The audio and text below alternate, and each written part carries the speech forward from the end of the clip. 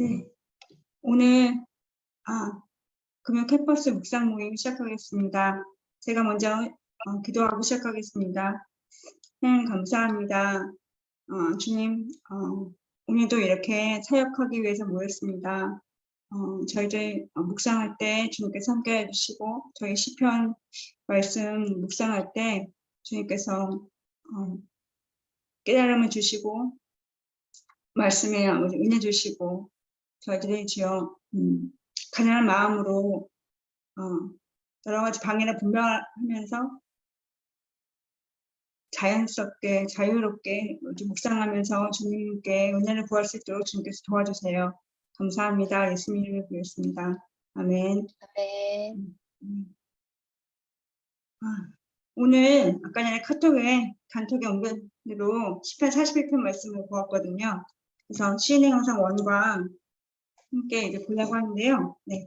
시편 41편 말씀 먼저 읽고 그 시인의 형상 1 책을 본문을 읽고서 그러고서 묵상 시간 가지겠습니다. 굉장 41편 읽을게요. 네. 저 먼저 읽고 운영 지사님 읽고 호신 지사님 읽고 순서대로 읽겠습니다.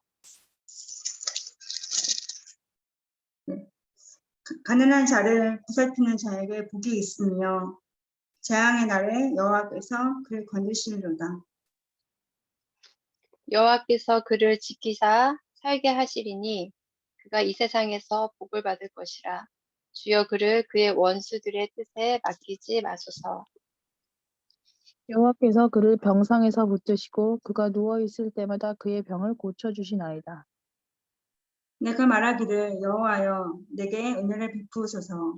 내가 주께 범죄하였사오니 나를 고치소서 하였나이다. 나의 원수가 내게 대하여 악담하기를 그가 어느 때에 죽고 그의 이름이 언제나 없어질까 하며 나를 보러 와서는 거짓을 말하고 그의 중심에 악을 쌓았다가 나가서는 이를 널리 선포하오며 나를 미워하는 자가 다 하나같이 내게 대하여 수군거리고 나를 해하려고 꾀하며 이르기를 악한 병이 그에게 들었으니 이제 그가 눕고 다시 일어나지 못하리라 하오며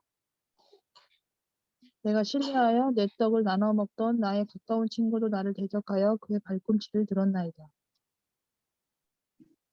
그러하오나 주 여호와여 내게 은혜를 베푸시고 나를 일으키사 내가 그들에게 보응하게 하소서 이로써 내 원수가 나를 이기지 못하오니 주께서 나를 기뻐하시는 줄을 내가 알았나이다. 주께서 나를 온전한 중에 붙드시고 영원한 주 앞에 세우시나이다. 이스라엘의 하나님 여호와를 영원부터 영원까지 성축할지로다. 아멘. 아멘. 아멘. 아멘. 네. 저희 신의 형상 원책을 좀 길더라도 읽을까요? 네. 카톡에 주신 내용이 있든지 아니면 저희 책이 두 군데 주실 거라고 생각하거든요. 네, 책을 보면서 같이 읽겠습니다. 두 분 다 책 갖고 계시나요? 네. 저 갖고 있어요. 알겠습니다.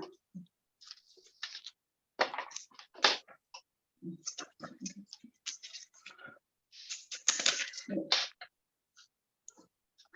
한 단락씩 읽을게요. 아까 순서대로 읽겠습니다. 돌보는 자에게는 돌봄이, 가난한 자를 돌보는 자에게 복이 있으며, 이 양식, 시편 41편은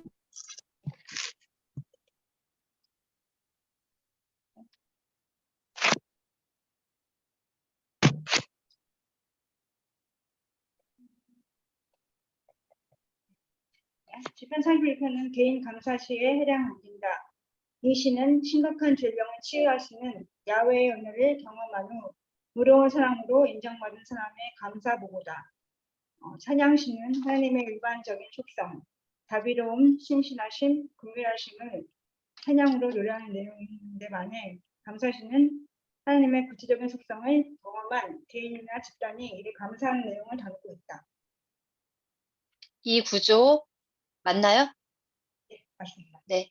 1에서 3장 행복 찬양을 통한 교훈 4절에서 10절 과거의 탄원 기도에 대한 회상 11절에서 12절 결론적 찬양 13절 종결 찬양 3번 내용 1. 행복 찬양을 통한 교훈 1에서 3절 가난한 자를 보살피는 자에게 복이 있으며 재앙의 날에 여호와께서 그를 건지시도다. 여호와께서 그를 지키사 살게 하시리니 그가 이 세상에서 복을 받을 것이다. 주여 그를 그 원수들의 뜻에 맡기지 마소서. 여호와께서 그를 병상에서 붙으시고 그가 누워 있을 때마다 그의 병을 고쳐 주시나이다. 더 읽을까요? 아니, 네, 제가 할게요. 1에서 3절은 행복 찬양을 통해 교훈을 제시한다. 이 단락은 행복 찬양과 그 근거로 구성되어 있으며 이런 형식의 구문은 간접적으로 특정 행동을 할 것을 요구함으로써 교훈을 제시한다. 1절에 나오는 보살피다라는 히브리어 동사는 행동뿐만 아니라 생각까지도 살핀다는 의미다. 상가 말씀에 주의하는 자는 좋은 것을 얻나니 여호와를 의지하는 자는 복이 있으리라. 이 동사는 대상에 대한 적극적인 관심을 뜻한다. 약자를 품는 것, 곧 약자를 보살피는 것은 올바른 삶에 대한 표시다. 재앙의 날에 여호와께서 그를 건지시로다라는 구절에 의하면 약자를 돌보는 자는 자신이 약자가 되었을 때 돌봄을 받는 것이다. 2절에 따르면 야훼는 약자를 품는 자를 지키시고 살려주신다. 또한 그가 이 땅에서 복을 받도록 하신다. 시인은 그걸 원수의 뜻으로부터 보호해 달라고 간구한다. 여기서 뜻은 본래 탐욕을 가리킨다. 즉 시인은 원수들의 탐욕에서 이 사람을 지켜달라고 요청하는 것이다.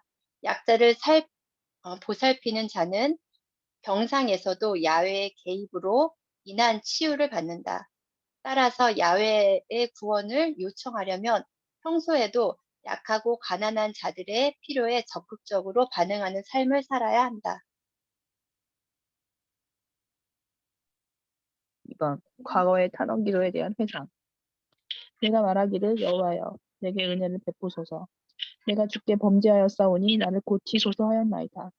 나의 원수가 내게 대하여 악담하기를 그가 어느 때에나 죽고 그의 이름이 언제나 없어질까 하며 나를 보러 와서는 거짓을 말하고 그의 중심에 악을 쌓았다가 나가서는 이를 널리 선포하오며 나를 미워하는 자가 다 하나같이 내게 대하여 수군거리고 나를 해하려고 꾀하며 이르기를 악한 병이 그에게 들었으니 이제 그가 눕고 다시 일어나지 못하리라 하였다.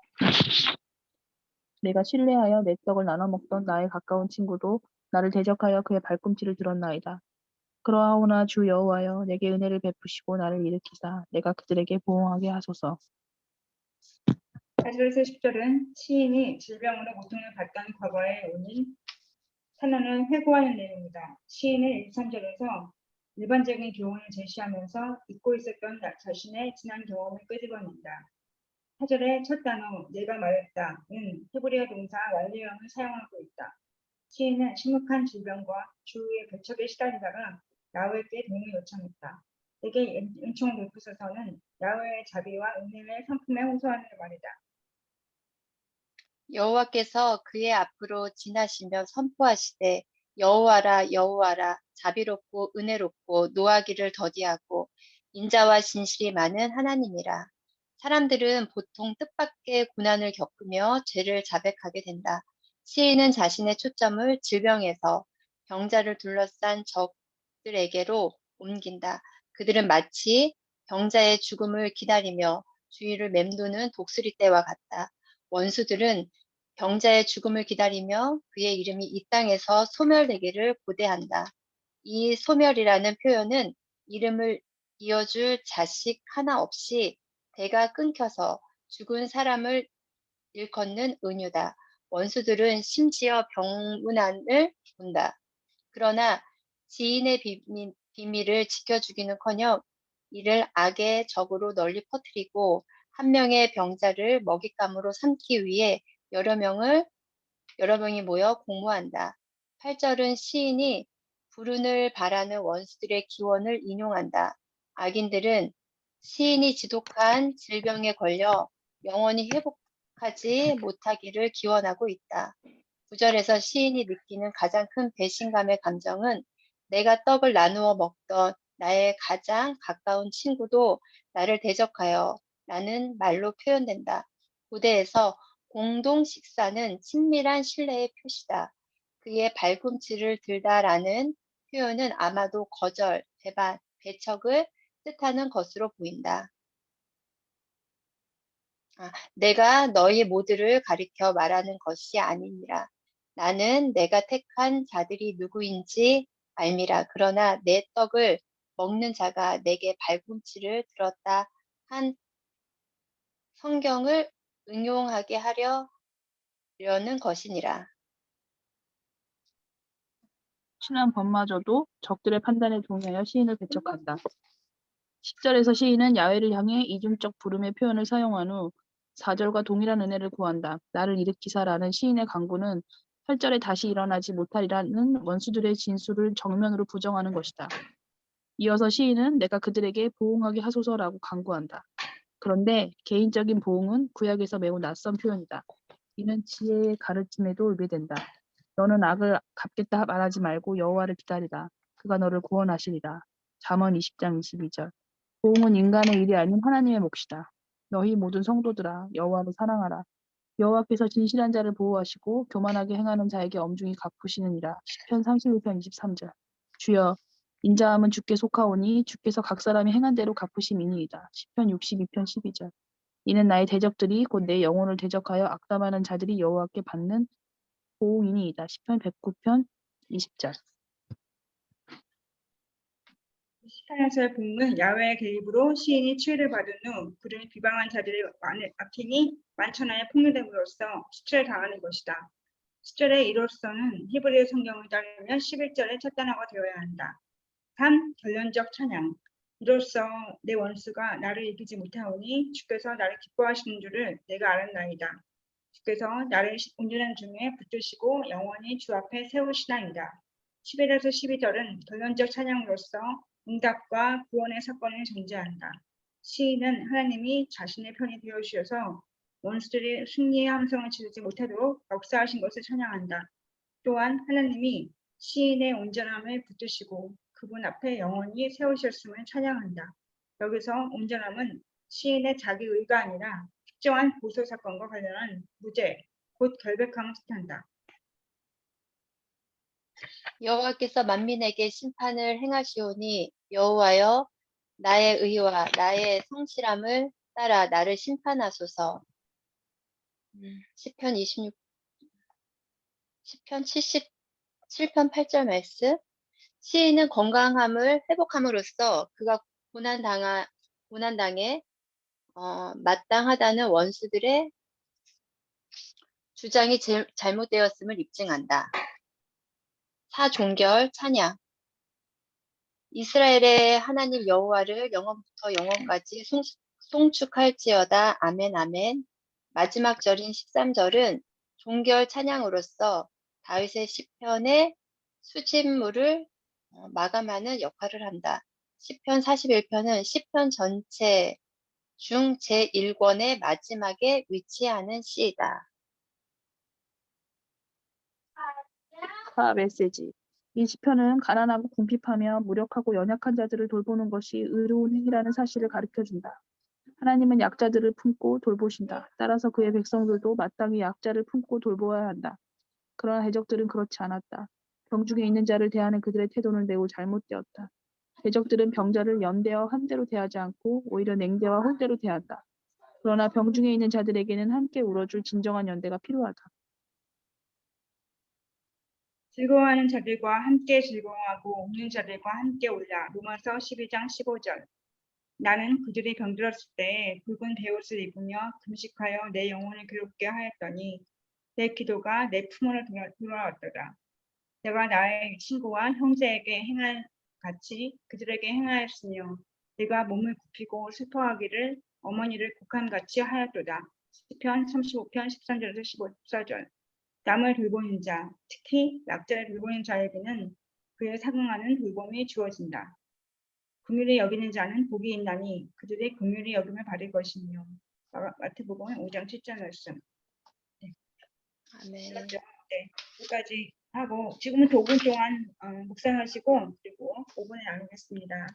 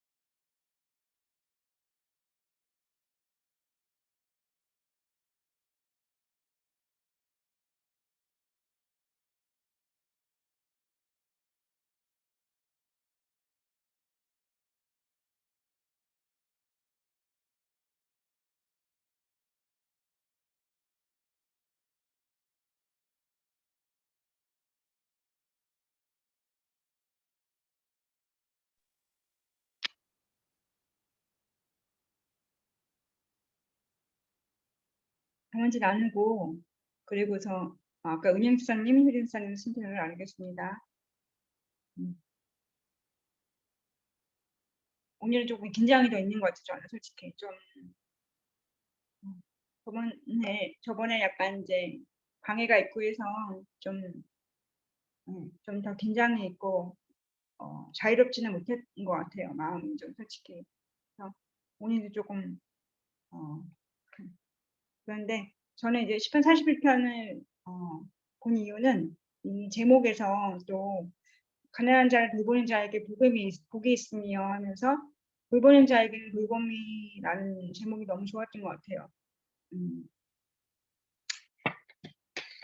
그리고 396페이지 그 신의 영성 원에서 보시면 이제 1절 말씀 제가 묵상이 됐었는데 1절 말씀 우선 10편 41편 1절 말씀 보시면 가난한 자를 보살피는 자에게 복이 있으며 라고 재앙의 날에 여호와께서 그를 건지시리로다 말씀이 눈에 들어왔던 것 같아요. 그래서 396페이지에 신의 영성 원에서 중간쯤에 1절에 나오는 보살피다라는 히브리 동사는 행동뿐만 아니라 생각까지도 보살핀다는 뜻이다 라고 하면서 여호와를 의지하는 자는 복이 있느니라는 잠언 말씀이 나오고 있어서 그 밑에 약자를 품는 것, 곧 약자를 보살피는 것은 올바른 삶에 대한 표시다. 그러면서 그 밑에 약자를 아까 제가 읽었던 구절은 약자를 돌보는 자는 자신이 약자가 되었을 때 돌봄을 받을 것이다 라고 하는 것이 좀 많이 와닿았고요. 그리고 메시지 마지막에 402페이지 마지막에 메시지 부분에 4번 메시지 부분에서 이 시편은 가난하고 궁핍하며 무력하고 연약한 자를 돌보는 것이 의로운 행위라는 사실을 가르쳐준다. 하나님은 약자들을 품고 돌보신다. 따라서 그 백성들도 마땅히 약자를 품고 돌봐야 한다. 라고 하는 부분이 눈에 들어왔고요. 그리고 403페이지의 마지막에 남을 돌보는 자, 특히 약자를 돌보는 자에게는 그에 상응하는 돌봄이 주어진다면서 마태복음 말씀 5장에 긍휼히 여기는 자는 복이 있나니 그들이 긍휼히 여김을 받을 것이니요 라는 말씀하고 마치는데 거기도 많이 와닿았던 것 같아요. 저는 이제 요번에 저번 주 토요일 날 이제 엄마가 퇴원하시고 집에 오시고 1년 2개월 만에 오셔서 집에 오랜만에 오셔서 이제 저희들이 이제 계속 1년 동안 이제 병원에서 있으시면서 돌봤지만 그래도 또 집에 와서 또 24시간 같이 있게 되면서 되게 감사한 마음도 들고 또 한편으로는 또 힘든 것도 있는 것 같아요. 근데 여기서 말했듯이 돌보는 자에게는 또 상응하는 돌봄이 주어진다고 하고 또 아까 그 돌보는다는 보살핀다는 동사가 또 행동뿐만 아니라 또 마음까지 살펴보시는 그런 의미도 있다고 하는데 뭔가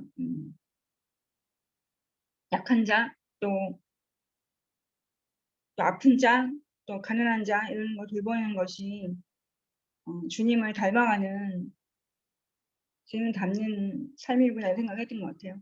뭐 누구나 다 엄마 아빠 돌보고 또 이렇게 하는 건 당연한 일인데 특히나 이제 몇 년 동안 되게 힘들었던 것 같아요. 하면서 주님께서 또 엄마를 통해서 또 이렇게 인도하심을 또 느끼게 하시고 또 이렇게 남을 돌보는 거, 또 이렇게 뭔가 또 저희 엄마같이 연약한 이제 그런 아프고 약한 자뿐만 아니라 저희 주변에 그냥 이렇게 저같이 좀 이렇게 힘들고 또 이렇게 좀 연약함이 많은 사람들을 영혼을 위해서 같이 중보하고 기도하고 이런 것이 되게 중요하다는 생각을 이렇게 요즘에 많이 하고 집에서 또 하루 종일 또 이렇게 돌보고 있으니까 그런 생각을 더 많이 하게 된 것 같아요. 그러면서 주님이 그렇게 예수님이 오셔서 이렇게 저희들을 돌보시고 치유하시고 그랬던 사역처럼 저도 일상 내내 이렇게 주님을 닮아가면서 또 주님께 영광 돌리는 삶을 살고 있는 것이 아닌가 이런 생각을 하면서 20편 말씀 41편 말씀에 특히 신앙성 원행 책의 내용들이 많이 와닿고, 또 제가 또 엄마나 또 이렇게 연약한 또 동생이나 아무튼 저희 집안에 있는 사람들을 이렇게 돌보는 것처럼, 주님이 하셨던 것처럼 또 돌보면서 또 주님이 또 저 연약함을 돌봐주시고 또 그에 상응하는 돌봄이 주님께서 주시는 복이 있지 않을까, 은혜가 있지 않을까 이런 생각을 하면서 41편을 봤던 것 같습니다. 그래서 그랬던 것 같아요. 네. 주님께서 주시는 복이 더 많았으면 좋겠다.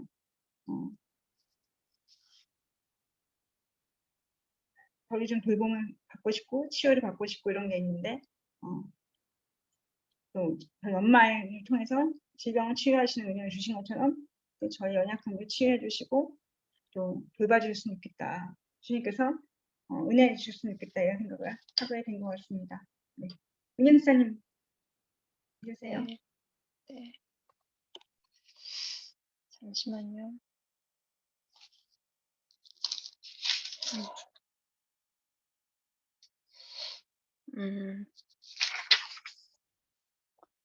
저도 말씀 1절 말씀 가난한 자를 배려하는 가난한 자를 보살피는 자에게 복이 있으며 재앙의 날에 여호와께서 그를 건지시리로다. 이 말씀이 396쪽에 이 동사는 대상에 대한 적극적인 관심을 뜻한다. 약자를 품는 것, 곧 약자를 보살피는 것은 올바른 삶에 대한 표시다. 재앙의 날에 여호와께서 그를 건지시리로다. 라는 구절에 의하면 약자를 돌보는 자는 자신이 약자가 되었을 때 돌봄을 받는 것이다. 이렇게 기록이 되어 있는데, 저는 이 약자를 악한 자라고 저는 생각을 하거든요. 약자를 품어야 되는데 이 약자를 약자라고 생각을 안 하고 악자라고 생각을 해요. 그러니까 품지를 못하는 거예요. 그래서 늘 이거와 전쟁을 하는 것 같아요. 이 약자라고 생각하고 품고 보살피고 이게 맞는데 제 마음에 이제 판단이 서니까 악자가 되는 거예요, 상대방이. 그래서 힘들어요. 늘 그런 하나님 앞에서 진짜 약자를 품고 싶다라는 기도를 늘 드리는데 어느 순간 이렇게 감정이 치닫는 순간에는 그 사람이 악자가 되어 있어서 되게 힘들다. 그런데 이거는 진짜 이 41장 4절에서 말씀하시는 이거가 되면은 되는 것 같아요. 내가 말하기를 여호와께서 내게 은혜를 베푸소서 내가 주께 범죄하였사오니 나를 고치소서 하였나이다. 제가 지금 이 기도를 하고 있거든요. 그러니까 지금 계속 말씀을 묵상하고 있는 거는 정말 예수님의 십자가를 묵상하거든요. 억울하고 이럴 때 정말 십자가를 묵상을 하면 너무 예수님의 그 엄청 억울하셨잖아요. 제가 그렇게 악하다고 나올 때는 제가 억울해서 그렇거든요. 근데 예수님의 십자가를 묵상을 하면 이게 아무것도 아니고 내 의가 아무것도 없는데 그 예수님이 아무 죄가 없으신 예수님이 내 대신 죽으셨다라는 게 묵상을 하면 그렇게 나올 수가 없는데 그래서 계속 십자가를 묵상을 하고 주님께 그 저의 그 죄를 제가 범죄하였다라는 그 죄의 고백이 주님 제가 정말 죄인입니다. 제가 그 십자가의 은혜를 범하고 또 이렇게 죄 가운데 있다라는 그 기도를 드리고 그 안에서 충분히 예수님을 묵상하면 또 마음이 고쳐지더라고요. 그렇게 은혜를 구하면서 살아가고 있습니다. 이상입니다. 감사합니다. 네. 목사님.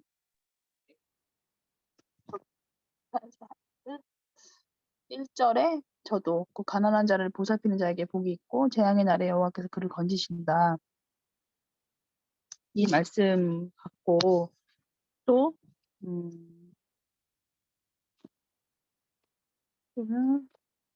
397절에 보면 7쪽 그 시인의 영성 네. 여기 이렇게 기도 잠깐만 엄마 이거 좀 하고 하지만 여기 있는 스티커는 쓰지 마. 이거는 알았어. 약자를 보살피는 자는 병상에서도 야훼의 개입으로 인한 치유를 받는다. 따라서 야훼의 구원을 요청하려면 평소에도 약하고 가난한 자들의 필요에 적극적으로 반응하는 삶을 살아야 된다. 이런 식으로 설명이 돼 있고 메시지에도 그 마지막 402쪽에 메시지도 이게 의로운 행위고 가난하고 궁핍하고 무력하고 연약한 자를 도와주는 게 돌보는 게 예, 약자를 품고 돌보시고 그래서 보면은 그래서 여기 나중에 인용된 말씀이 403쪽에 긍휼히 여기는 자는 복이 있나니 그들이 긍휼히 여김 받을 것이며 이렇게 돼 있는데 저는 처음에는 이걸 그냥 이렇게 방법론 쪽으로 얘기를 할 수가 없네요. 애들이 계속 말을 걸어가지고 그 방법론 쪽으로 내가 하나님한테 돌봄을 받으려면은 내가 연약한 자를 돌보라는 말인가 그 이상의 묵상이 좀 되지 않았던 것 같아요. 그러다가 이제 생각한 게 말씀에서는 가난한 자를 보살피라고 돼 있잖아요. 1절에 가난한 자라고 하면은 조금 더 구체적인데 책을 읽다 보니까 계속 약자라고 표현되어 있잖아요.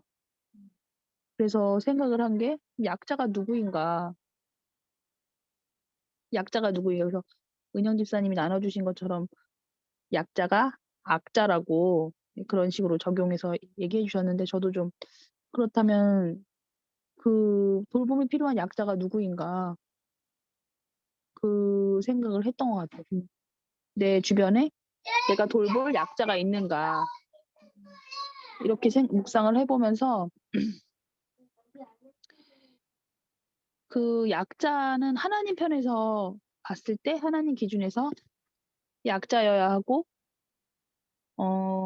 그래야 된다고 생각이 드는데 제 시각에서의 약자가 진짜 약자인가 보통 진짜 약자를 저는 좀 돌보지 않는 것 같다는 생각이 들었어요.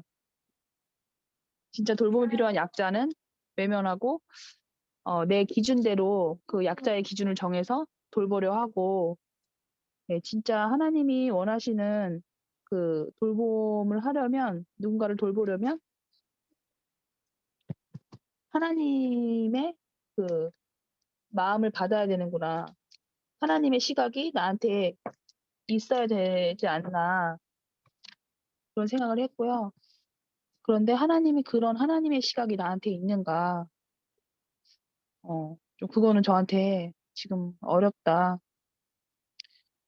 이제 벗어나지 못하는 거죠. 저의 시각이나 어떤 내 기준의 어떤 것들을 벗어나지 못하고 하나님이 섬기라고 할 때 좀 저는 섬기지 못하는 거죠. 섬기지 못하고 하나님이 누군가를 약자로 품길 원하실 때 저는 좀 품지 못하고 네. 그런데 좀 그런 생각을 했을 때 이 말씀이 조금 무서운 것 같아요. 네, 가난한 자를 보살피는 자에게 복이 있다. 재앙의 날에 여호와께서 그를 건지신다. 네, 그 말씀 보면은 네가 헤아리는 대로 헤아림 받을 것이고 그렇게 그런 말씀이 같이 있잖아요. 그 마태복음 말씀에. 그랬을 때 나는 하나님한테 은혜를 받을 수 있는 사람인가? 예, 그런 묵상이 좀 됐고 아까 십자가 얘기하셨는데 내가 죄인이고 내가 하나님 앞에 용서를 받았다. 이 부분이 나에게 너무 그게 너무 중요하구나. 그 십자가의 은혜에 대한 그것이 나한테 서지 못하면 제가 나는 약자를 돌볼 수가 없겠다. 네. 이런 마음이, 예, 그런 생각을 했습니다. 감사합니다. 나누실 분 없을까요? 저는 아까 집사님들 나눔 들으면서 오늘 좀 긴장 많이 하고 좀 이렇게 말을 좀 잘 안 해야겠다는 생각이 있었는데, 네, 집사님들이 너무 이렇게 나눔 들으면서 되게 은혜롭다고 생각했던 것 같아요. 저는 이제 여기서 이 402페이지 메시지 부분에도 그렇고 이제 시편 말씀 자체는 이제 병중에 있는 자를 이 약한 자로 지금 보고 있잖아요. 내용도 그렇고. 근데 이제 약자의 시각에 대해서 얘기하실 건 너무 좋았던 것 같아서 저는 이제 집사님들도 다 이제 주변에 연약하고 이제 병중에 있는 자들이 있으시고 애기들도 그렇고 그래서 그 생각을 했던 것 같아요. 이제 그런 걸 대할 때 태도라든가 이런 생각하고 이제 402페이지 메시지 마지막에도 병중에 있는 자들에게는 함께 울어줄 진정한 연대가 필요하다라고 해서 저희 집 엄마도 제가 같이 얘기하는데 지금 태어나면서 한 번도 병원 얘기를 안 한 적이 없어요. 물리치 선생님 얘기하시고 막 병원 얘기만 하고 계속 이제 열흘 동안 내내 그 얘기를 하거든요. 그러니까 추억이 좋은 거죠. 거기 있는 사람들이 너무 좋고 그러면서 그런데 그런 연대를 느낀 것 같아요. 엄마는. 근데 그런 걸 주님께서 지금 약자들을 품고 돌보신다고 하셨고 따라서 그의 백성들도 마땅히 약자를 품고 돌봐야 한다고 했는데 그러나 대적들은 그렇지 않았다고 써 있는데 그런 게 주님의 태도가 아닌가. 그러니까 병중에 있는 자들 아까도 약자가 이제 악자나 이제 주변에 있는 사람들 품어야 되는 자들을 얘기를 하셨는데 그런 사람들에게 그렇게 연대가 필요하고 주님께서 그 연대를 보여주신 게 아닌가. 약자들을 품고 돌보시면서 그러니까 치유만 해주신 게 아니라 나았다 이것도 있지만 그러니까 심리적인 연대 또 진정한 연대 그런 어떤 약자에 대한 태도를 주님께서 보여주신 게 아닌가. 우리 정말 사랑하셔서 그 십자가도 말씀하셨지만 음, 음,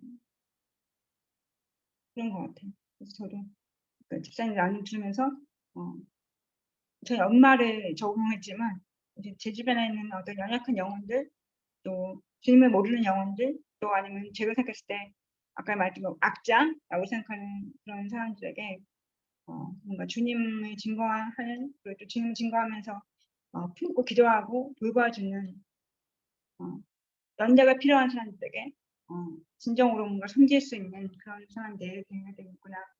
저는 우선 저희 엄마 먼저 그리고 동생 먼저 집안에 있는 연약한 다들 먼저 진정한 연대를 주님처럼 보여주고 같이 돌봐야 줘야 되겠구나 이런 생각했던 것 같아요. 혹시 더 나누실 분 없을까요? 없으시면은 은영 지사님 기도 마친 기도 해주실 수 있을까요? 네, 마친 기도하고 끝내겠습니다. 네. 가난한 자를 보살피는 자에게 복이 있으며 재앙의 날에 여호와께서 그를 건지시리로다. 감사합니다, 주님. 저희 주변에 가난한 자들이 많고 또 제 마음이 가난하여져서 주님의 성품으로 내 주변에 정말 주님의 그 손길이 닿아야 할 주님의 백성들을 주님의 마음을 품고 대하고 그들을 환대하고 또 연대하며 함께 사랑의 띠로 우리가 하나 되는 공동체가 될 수 있도록 주님께 은혜를 간구합니다.